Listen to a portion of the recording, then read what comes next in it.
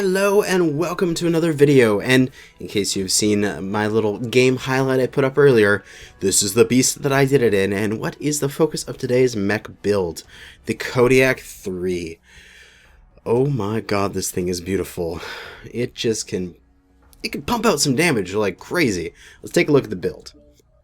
So, for this, we are running 4 UAC 10s. We're running that with 8 tons of ammo, and 16 double heatsinks, including the 10 that come in the engine, and a targeting computer Mark 1. We are choosing to go to the XL375 just to make everything work properly, and also I would actually recommend the 375 over the 400 for the majority of builds. Unless the build just works really well with an XL4, I'd say the 375 is a better choice. Because if we look at our engines here, and this may be a little difficult to see unless you have this on 1080p, when we're going up in engine rating, when we go up for every 5 rating, we get approximately 0.81. So if you look at this, this is 63.99 is our speed, and the next one should be, if we add 0.81, it should be 64.8. And that's exactly what it is. So that's the speed, and it goes up like linearly, so it's always 0.81 for every 5 rating. But at the higher levels of engine, it costs more in tonnage per 5 rating. So every 5 rating in terms of your speed is equal, but in terms of actually carrying that 5 rating is not equal. So if we look at the step from like down here, like 300 to, what's a good example, like around here, the 305s to 310 to 315 to 320 are all half-ton increments. Everywhere through here is half-ton. This is a ton increment, this is a half-ton, this is a 1 ton, this is a half-ton, going on and on. So it's between a half-ton and a ton for the majority of this stuff. But when it comes down to the end here, we go 1, we go 1.5, 1, 1.5, 2. So that last few steps here is disproportionately more tonnage than the rating you're going to get out of it. You know what I mean? It's just the 375. It's going to get you almost all the way there. We're going to be going 65.3 instead of, I think it's 67 or 68 with the XL4 in place. And that's fine. I mean, it's just like, it's like 4 kilometers an hour or 4.5 kilometers an hour, but we're going to gain like 7 tons or something from it. So we got a lot more stuff to work with. And otherwise than that, I've got ferrofibrous, endo steel, double heat sinks. I've taken the arms down to 20 and just using them as shields. And I've got the legs and everything else maxed out with 10 across my back, so that if any sneaky little generals get back there, I have an early warning system. For modules, I don't have the second, the mastery unlocked yet, so I don't have this second mech weapon module slot, but I am running radar deprivation, and then the 2 UAC 10 modules, the range and cooldown, and then cool shots, because even though this thing says it has a 1.73 heat management, it can actually get a little bit hot, because we're going to be double tapping, and there's heat scale, and you need a little bit of cool shots sometimes when you're in the midst of a battle and you just need to keep the Dakka flowing. But we're going to get into some matches. Unfortunately, this is actually the second time I've done this video, because I did it and I had great matches and I ended it off with like an 1100 damage match, and then I looked at my recording and it was all corrupted. God damn it. So I've rebooted and I'm reset, and hopefully it's not going to do it again, because if it does, I'm giving up and doing this tomorrow. But I want to get this out right away, so let's get into some matches. And for our first match, we're dropping into Viridian Bog Skirmish. And I'm actually in the group queue as Romeris45 is joining me. And he just sent me a message saying, hey, you want to shoot some mechs? And I'm like, yeah, I want to shoot some mechs. And he's in the video, and we're in the group queue hanging out together. So if you ever see me online, go ahead and send me a message. That's all good. And if I don't respond, that's okay. Maybe I'm doing something very specific. But majority of the time, I'm like, yeah, sure. Let's go shoot mechs together. We're moving forward here. We're moving into D4 with our Kodiak, this sexy thing. We got 65.3 kph, so decent speed, enough for us to lead the pack here. And we're going to just go up this side here, and we're going to just barely peek over, because these AC mounts are extremely high mounted, so we don't have to worry about making too much of a target. Oh, hit with one of the shells at least. Oh, an enemy up top there, eh? Mr. Cicada. Don't stand still, because that will happen. And yeah, double tap, 80 damage through your CT. Killed ya! Moving on. Next. Oh, is the Kodiak... Oh, come on, Kodiak. You're not too tall to get through here. There are taller mechs, I'm sure. But we have some opponents on our left here. They're up above.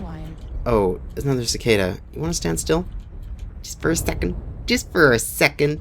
It'll only take a second. Yeah. Don't stand still against a Kodiak. It will core your butt. Or in that case, straight through the CT. And we are moving around here because enemies are right there. Oh god, take cover. While the Kodiak can deal some damage, it doesn't take damage very well. Oh, hi. Because it is actually fairly squishy, in a sense. So, don't stand out in the middle of nowhere thinking you're an Atlas S that can take a million hits. Pump some damage into that Warhammer. Open him up. Pump another shot in. And he's cored. I'll just leave him there. And I'm going to double back here, because we've got an enemy up top, and I'm not sure what it is. And I'm going to go help our Black Widow here that seems to be having a little bit of a trouble with him. And help clean him up for him. There seems to be more. We'll continue with the help. Come around the side. Oh, you shut down. I'm so sorry. And moving forward. This is a good match. Now, we do have the high ground here, so we're gonna move until we can just see one guy. Oh, it's a Timber's back. Oh, let's just core him out, probably. And we'll put some fire into the Spirit Bearer. Now we're gonna go left, right. And we're just gonna pump shots out. Yeah, we kind of cored that Timber in one shot. Oh, shit, overheated. But that's okay. Ally picks up the kill. Oh, managed to steal that. Now, can't get a hit on the Ebon Jaguar. We do got a guy right here, though. So we're going to Geronimo on their asses. Surprise, Kodiak! Out of nowhere. But he's just like, where the hell did this Kodiak come from? You're dead. And last but not least is the Cicada, which gets taken out. That was a little bit of a stomp, which is a fun way to start this video. But let's see the post-game stats. 446,000 C-bills, 1,000 damage, and this is without hero bonus. This was out plus 30%. Holy shit. 4 kills, 6 assists, 2 solo kills, 6 most damage dealt, just breaking 1,000 damage, 12 components just eviscerated. Excellent. On to the next match. And for our next match, we're dropping into Grim Plexus Assault. And we shall see how this goes. So many Kodiaks! That's beautiful. Alright, let's move. Oop, wrong button. There we go. Not night vision. Battle grid. Thank you. So yeah, I really like this mech. You can play around with the build a little bit in terms of if you want to take that 16th heatsink, or if you need another ton of ammo. I tend to double tap a lot with these, which is heat scale, which is not really a good thing to happen, but you can see, especially versus that stationary cicada, 80 damage just going whoop-oomph is really good, and tends to make mechs die. But we're moving forward here into D5, where our base is, and we're going to move up into the hill in E5. We're going to use that as our firing position. Grid Plexus is probably a good map for us. It's cold, that can help with our heat efficiency, and with our range increases, we have just shy of 600 meters, which is a good mid to long range engagement range, and so we'll be able to sort of engage anybody that's out there. This is a little long range there. We can see a couple guys way off in the distance there. If I was, say, using UAC 5s, I could start putting some damage down, but I'm going to hold on to my ammo. I got 480 shots, and they all need to find homes in my opponents. But, yeah, just too far. It would barely be doing any damage out there. I can I would shoot just shy of 1200, and so I could just barely, barely, because I'm in a Kodiak, I could just barely reach these guys, so no point in taking a shot at them. So instead, let's maneuver. We got our speed, because we are a mobile 100-tonner, and we'll put some shots into that guy there. Interesting build on his Kodiak. We'll shield the return as we pump 80 damage in, and then get out of there. One shot. Ah, they all missed, unfortunately. But that's a Spirit Bear, and the Brawl design is a wonderful design. We'll just throw a few shots down into that Direwolf, and Hunchback is up top, moving in.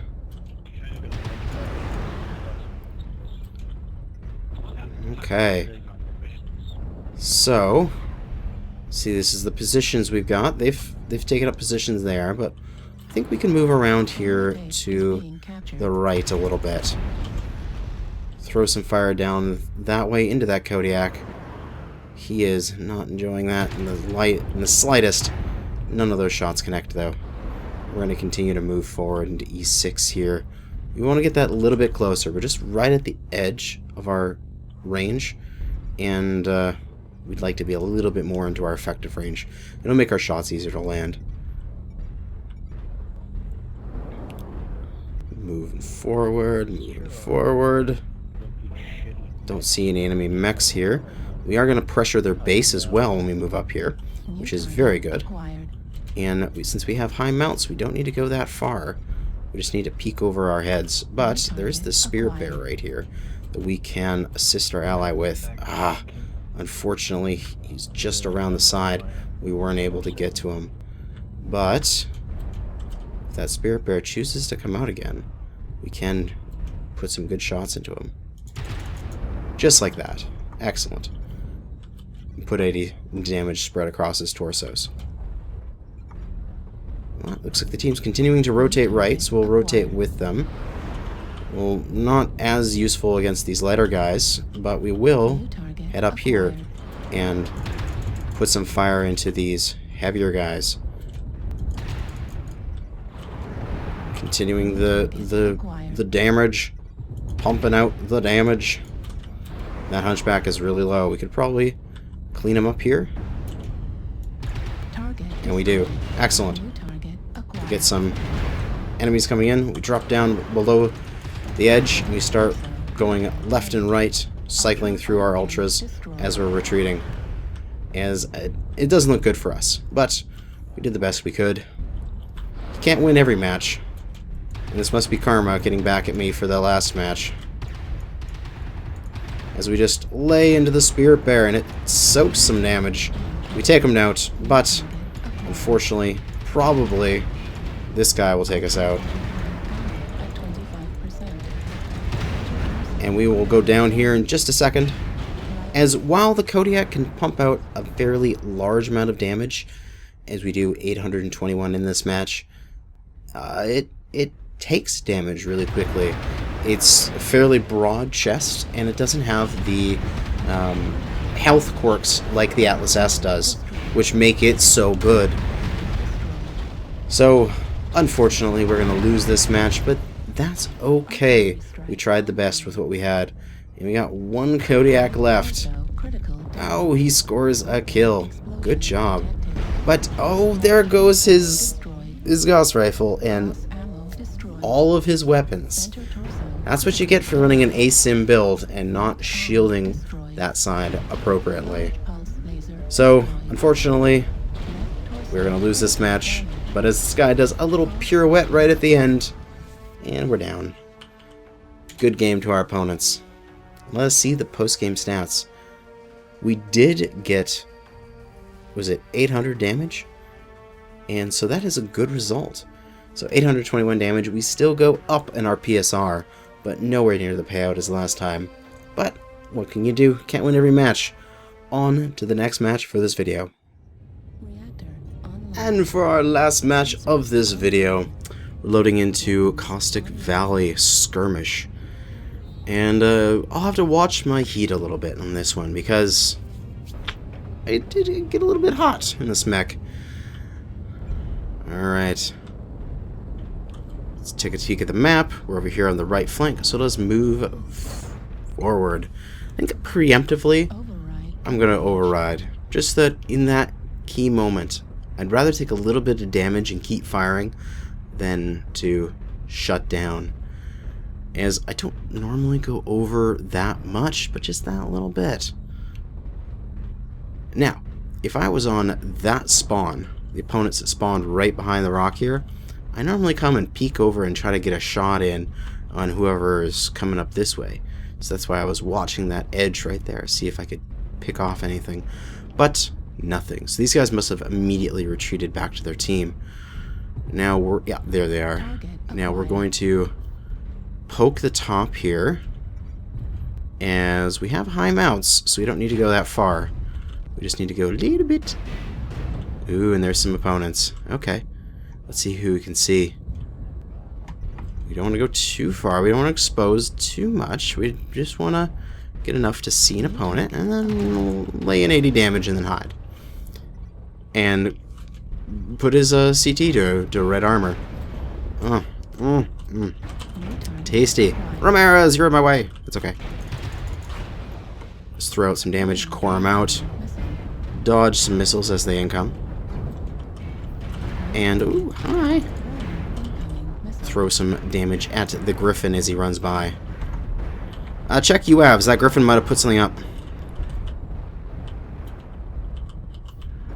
As I call out, because I don't have the arms to do that, so I can't. Oh, we take off his pulse lasers. And he goes down. Excellent. And we get the kill most damage dealt from that. And then we'll just put another good volley into those guys in the back. And then grab some cover. As, if you're just going to be at the back there and in the open, I will continue to punish you for that. Ooh, there's an opponent over the side. We're just going to hold here for a second, see if he pokes again. And he does. And we put 80 damage into him. That's why you don't poke in the same spot very often. Except when your opponents aren't expecting it. Oh, I can just barely... Ooh, there we go. Put some damage into that blackjack, made him go, oh shit, I exposed for half a second against the Kodiak and I almost died. God, I love this mech. This is just a perfect situation for it. We got perfect cover. We're working the opponents. I feel like I want to watch for that guy again. Put some damage into that King Crab's side. Put both of its arm and its side torso into the orange. And we'll peek out over here again. Put 80 into that Ebon Jag. New target acquired. Are you gonna poke again? Oh, just too low, the weapon drop. Put the shots into the hill instead of going into this mech. But that is alright. we can cope with that. Put some damage into that. Catapult. Dodge some shots. There we go. Easy peasy.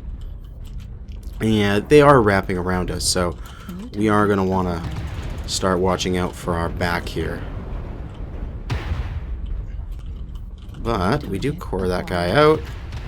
And I throw some shots that Blackjack's way, and he's very close to being out of this match. One more good hit on his side torso, and he'll be down. I am concerned about our left flank here.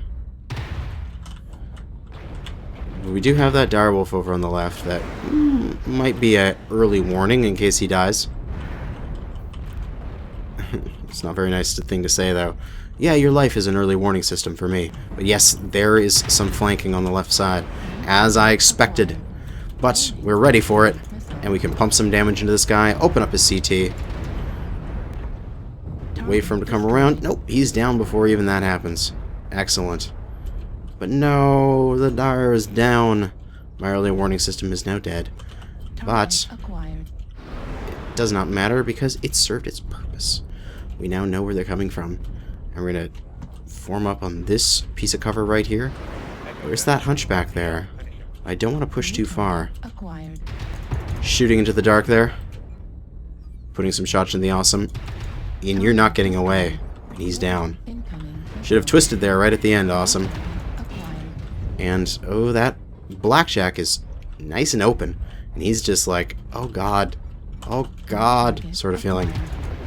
Some hits into the Kodiak. They're pushing on the right side, it seems now. They're trying to get us to separate. But I'm going to stay relatively in the center here.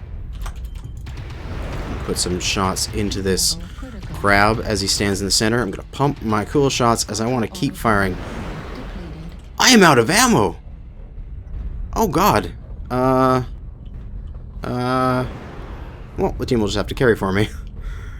I can tank. I can be a damage sponge. I'm out of ammo, guys, so I'll be a sponge. Target destroyed. I'm gonna push down the right side and soak their damage.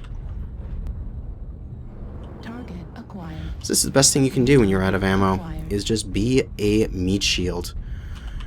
We're gonna just charge out in the open here. We're gonna try to get as much attention as possible. It's difficult to do that when you are not firing at somebody, because typically they'll want to fire at the person that's firing back at them. But any damage that they turn my way here, excellent. This is perfect.